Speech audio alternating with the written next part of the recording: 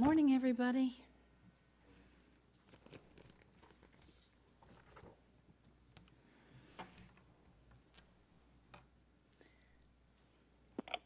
Okay, good morning, everyone. Thank you so much for tuning in to the Government of Newfoundland and Labrador's news conference about making better beverage choices. I'm Victoria Barber with the Department of Finance, and I'm the moderator for today's question and answer session. Joining us today is the Honourable Siobhan Coady, Deputy Premier and Minister of Finance. Please stand by. Our news conference will begin shortly. Good morning, everyone.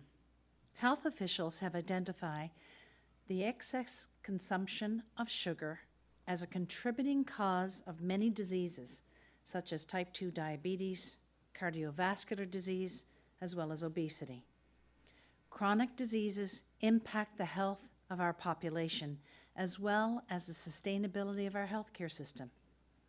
Over half of Newfoundlanders and Labradorian residents aged 12 years of age and over have at least one chronic disease, and many people live with more than one.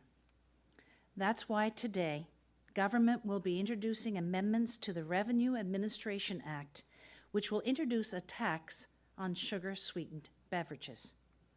Making better beverage choices without the added sugar and placing greater emphasis on healthy living is central to achieving better health outcomes.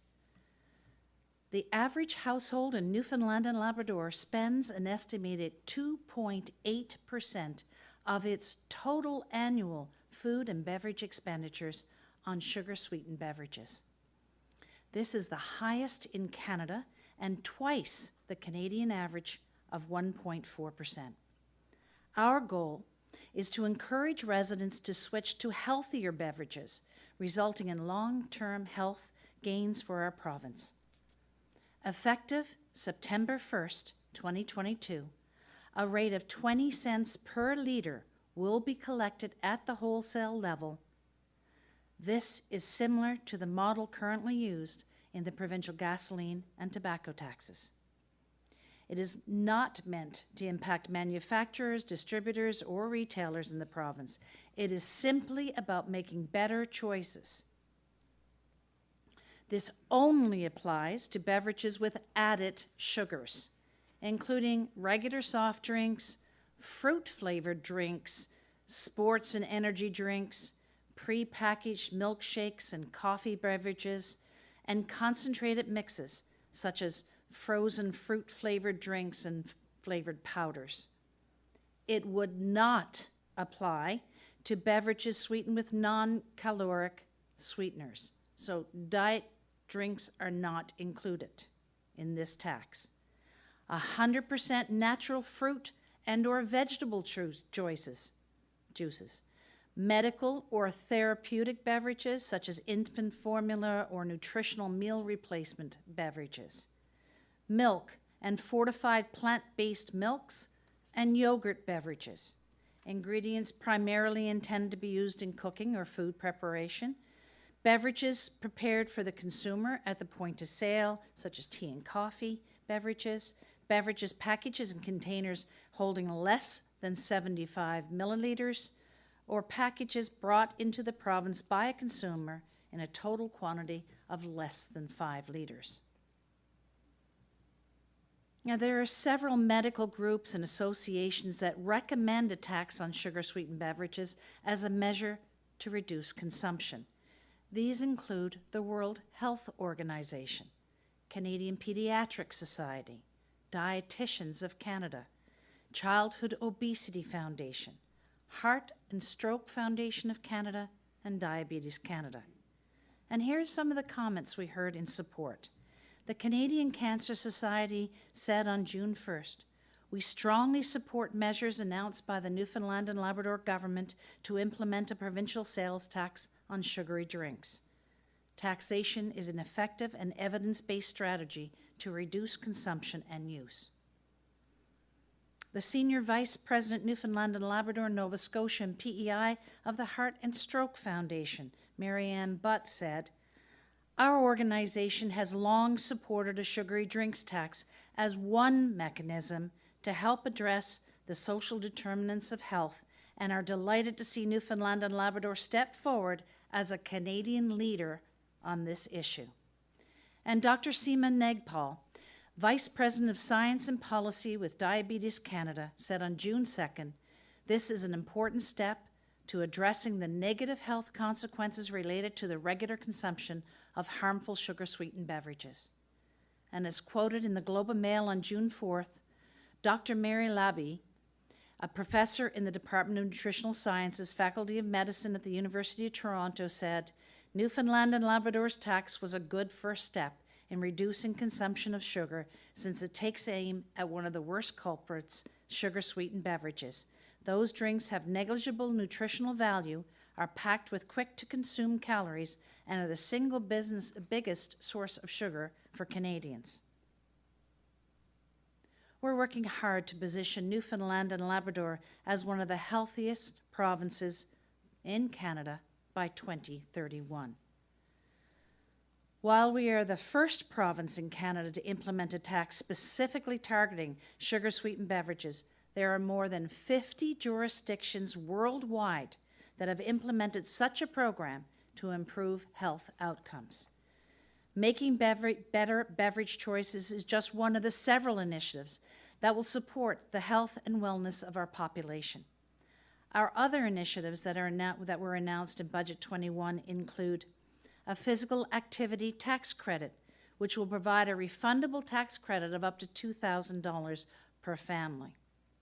More than $1 million for continued support of the Kids Eat Smart Foundation, which supports education, health, and well-being of school-to-age children through nutrition.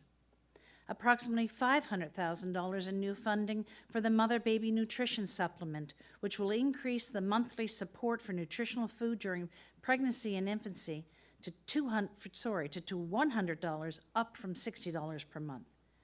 $3.3 million for the expanded insulin pump program, and $1.8 million to prevent and reduce tobacco and vaping use. As I said, we're working hard to position Newfoundland and Labrador as one of the healthiest provinces in Canada by 2031. Thank you. Happy to answer any questions you may have. Thank you, Minister Coady. For the benefit of our speaker, we have 3 media in person today and 2 joining by phone. There will be 2 rounds in the question and answer session, which will give each reporter the opportunity to ask 1 question and 1 follow-up in the first round, and then 1 final question in the second round. Our first questions are from Glenn Whiffen of The Telegram. Please go ahead and make your way to the mic. Morning, Minister. Morning. In other jurisdictions where this type of tax has been implemented, were there health benefits realized? Thank you very much for the important question. I actually happen to have a study that was recently done from the BMJ, which is the British Medical Journal. It's about a 130-year-old journal in the United Kingdom, because they've recently introduced a tax on sugary sweetened beverages, and the title of the article is "Consumption of Sugar from Sweet Soft Drinks Falls Within a Year of UK a Sugar Tax." And here's what the researchers found: that overall sales of soft drinks have not changed, so no big impact there. But there's been no long-term impact of the tax on soft drink share price or domestic turnover. However, when you looked at the consumption, when all taxed and untaxed soft drinks were combined, the volume of drinks purchased did not change, but sugar purchased in these drinks decreased by 30 grams per household per week, or almost 10%. So the evidence is pointing to the fact that it does have an impact. And you're seeing that, as I said earlier, the World Health Organization is supporting this, and this is just the most recent study that I could find from the BMJ. Okay, and why is it almost a year down the road before this is being implemented? Thank you. An important question. We had originally anticipated that this tax would be implemented in April, but once we had the opportunity to discuss the implementation and the requirements around this implementation and consult on the imposition of this tax with the wholesalers, it was determined that to give them enough time to be able to implement this and implement it properly, it will take to September, and that's why we've moved that date. Mark Quinn of CBC, please make your way to the microphone. Yes, thanks for taking our questions.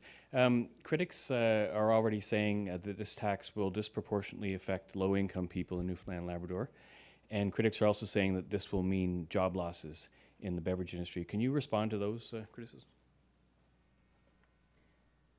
Thank you for the important question. I'll start with the job losses question. That has not been found in other jurisdictions around the world, and as I said, there have been 50, but I most recently talked about the tax that was implemented in the United Kingdom. It was shown to not have any impact on the sale of soft drinks in general. It was on the choice of the soft drink that was consumed.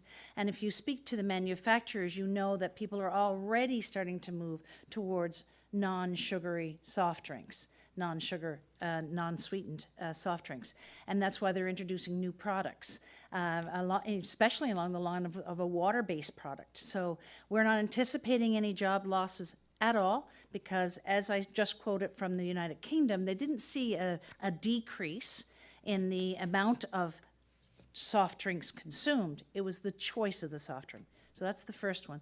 The second one, the impact on the lower income. You know, we have a number of programs to support and help the low income, and we're going to continue to increase and provide and do what we can to support the lower income, including doing a full review on the poverty reduction strategy. But I will say again that this is about choice of drink, not that you will not consume soft drinks. So it's just a matter of what you choose to drink versus that you would drink it. And as a follow-up, my understanding of the British tax is that it's quite different from ours. That there's a sort of progressive tax where the higher the sugar content, the higher the tax.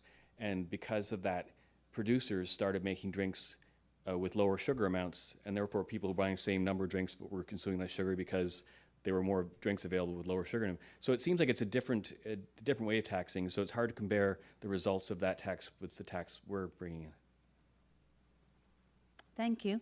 It's still a per liter tax, I believe.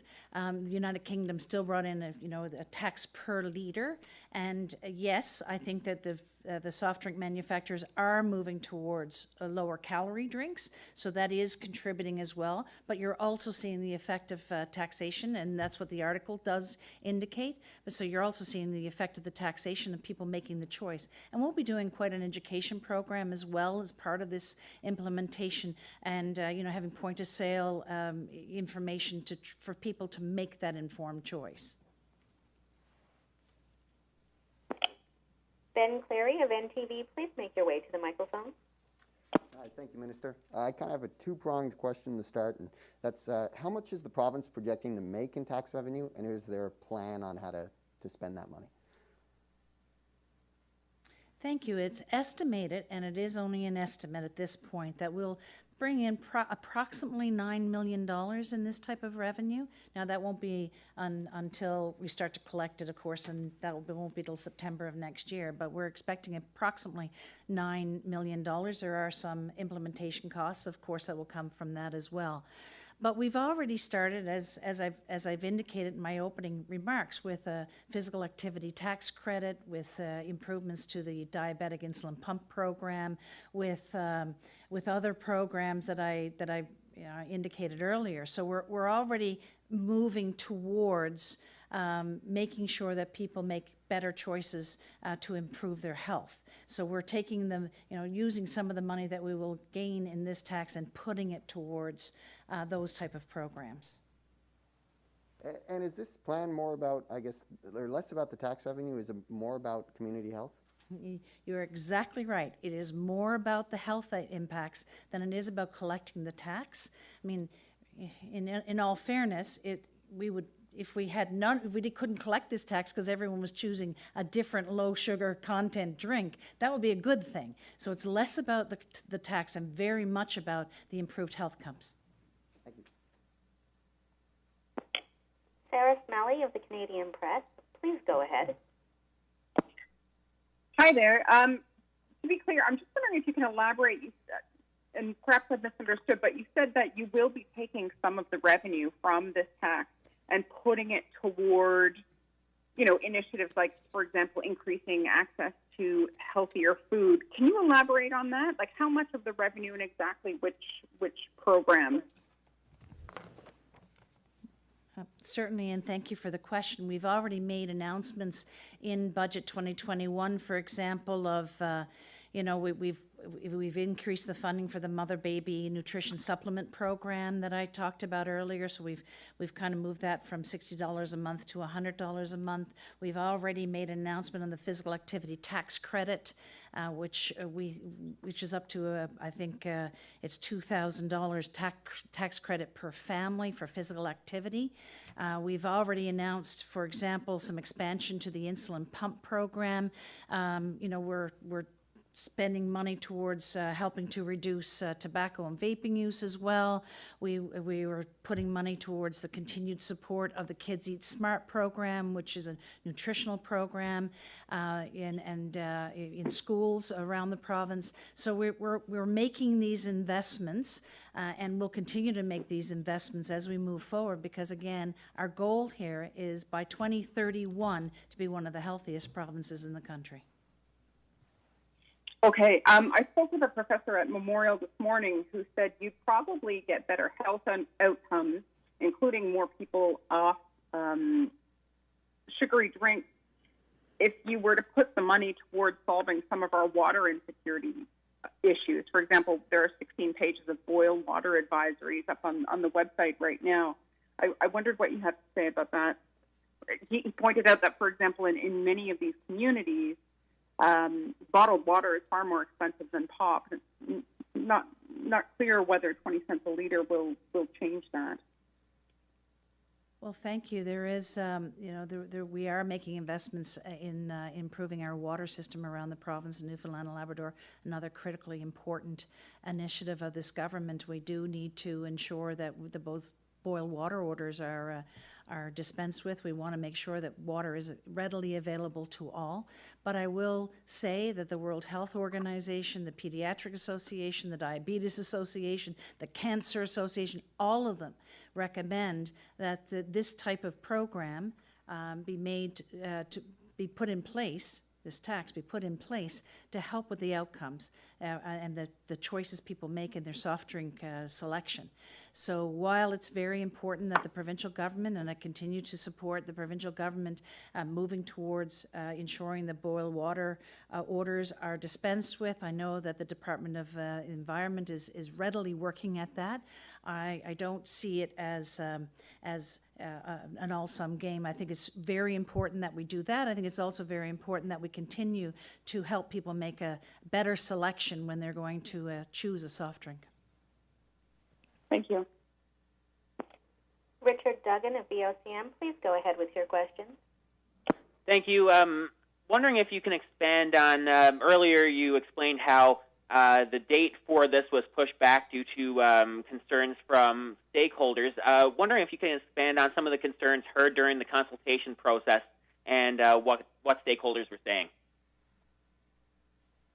Thank you very much. We did a lot of analysis as to whether this would be collected at the wholesale level or the retail level, or how the collection process and how we would implement this tax. And we spoke to stakeholders at that time, and we continue to speak to stakeholders about the implementation of this sugar sweetened beverage tax.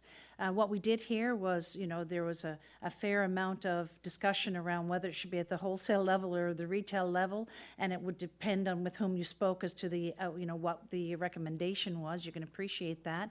You can appreciate that there was concerns around the mechanism by which we would collect this tax and how this tax will be imposed, and the collection responsibilities. So when we spoke to a wholesaler, they wanted to make sure that they understood the collection process. They have to make changes to their system, and some were concerned they may have to make changes to the way they package goods.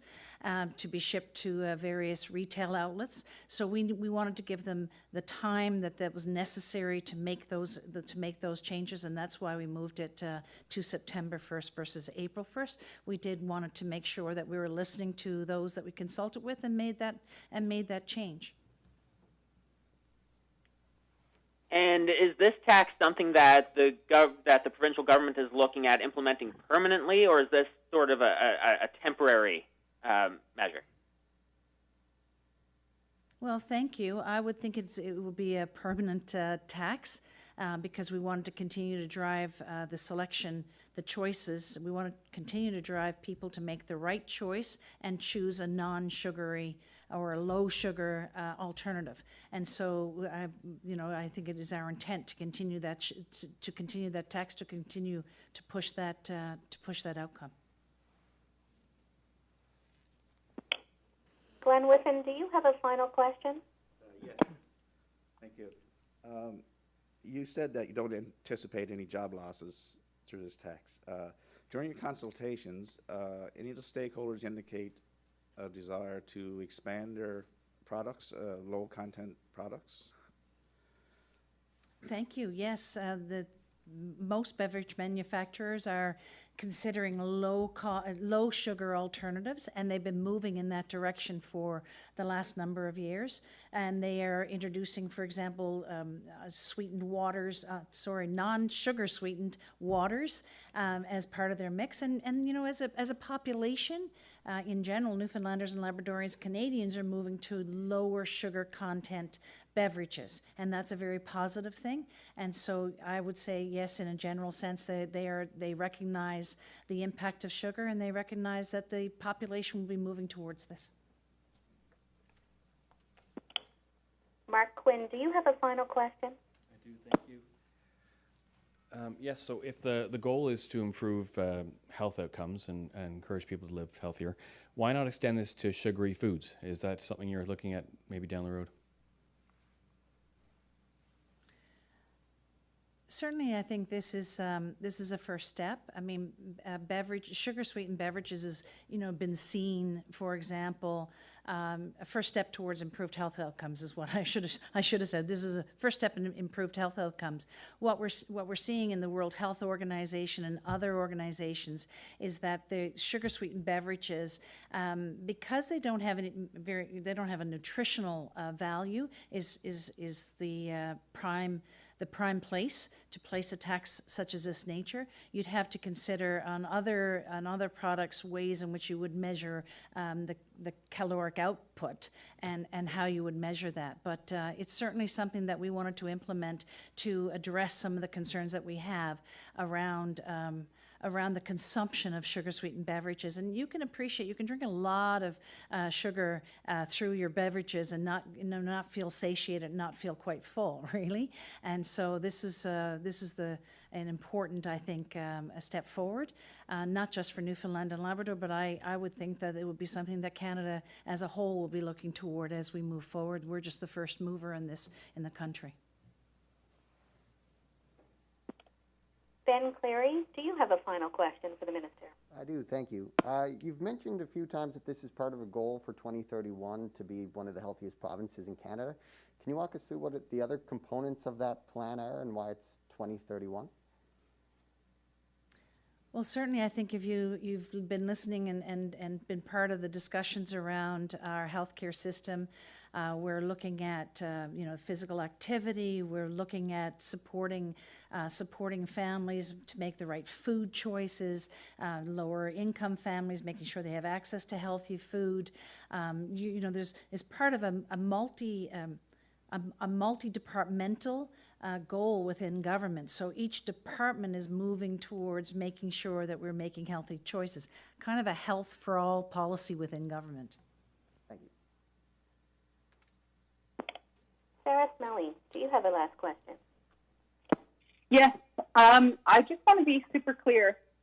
So is it the case that the revenue from this tax will be earmarked for certain health improving programs, or will it just go into the kind of general revenue? Well, the way finance in the province is done, it would go into general revenue, but we have already moved towards introducing programs that would utilize the money. For example, I mentioned the physical activity tax credit. I've mentioned the insulin pumps. I've mentioned the mother-baby nutrition supplement. We've already announced these programs as part of our budget, but it does come into general revenue. That's the way our finances work in the province, but we've already said that we're going to put investments towards these other areas. Thank you. And Richard Duggan of VOCM, please go ahead with your final question.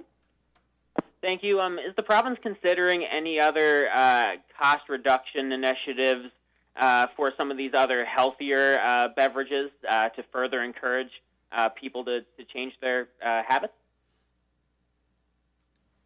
I think you asked if cost reduction. I'm assuming.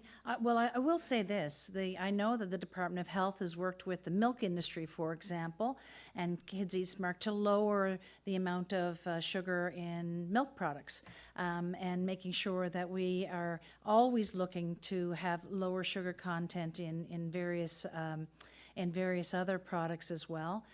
So we're always working towards that goal. And we also work with Kids Eat Smart to ensure, for example, that there's healthy nutritional food available for children in schools. I think that kind of answers the question in a general sense. Yes, thank you. Thank you, everyone. Minister Coady, do you have any final comments today? Thank you for everyone for tuning in. And when you're considering your soft drink choices, always consider those that are lower sugar or no sugar content. It's certainly there's certainly a lot of choice available now. And thank you for the opportunity to speak to you today. Thank you, Minister. Stay safe, everyone. Take care of yourselves and each other, and please enjoy the rest of your day.